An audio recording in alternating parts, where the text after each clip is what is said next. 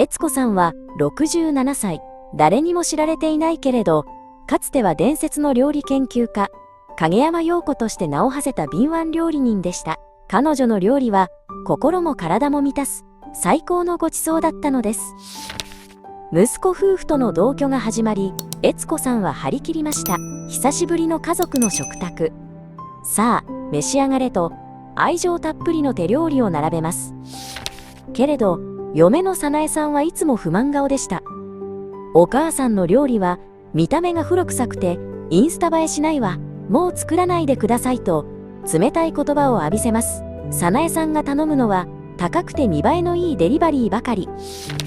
早苗さんは SNS で自分のセレブ生活を自慢し、裏では時代遅れの迷惑な姑と悦子さんのことを嘲笑いました。家では悦子さんを家政婦のように扱い、散らかった片付けをすべて押し付けます。ある日、早苗さんは大きな料理コンテストに出るチャンスを得ました。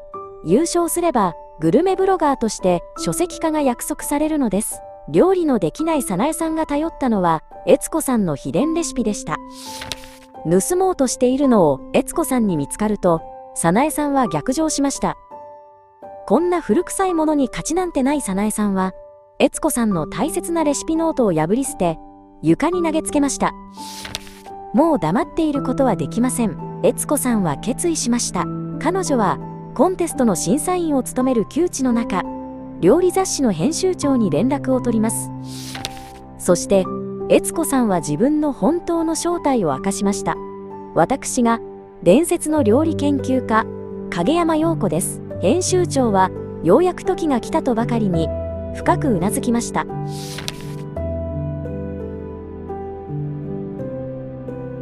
テレビで生中継されるコンテスト決勝当日、早苗さんが慣れない調理で悪戦苦闘する中、特別審査員として影山陽子が紹介されました。その正体が目の前に立つ悦子さんだと知った早苗さんはその場で凍りつきました。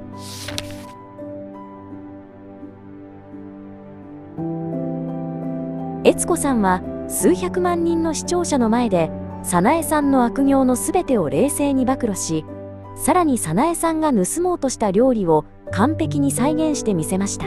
早苗さんは失格となり、一方悦子さんは自分の料理番組シリーズを持つことになり、以前にも増して大きな名声を得たのでした。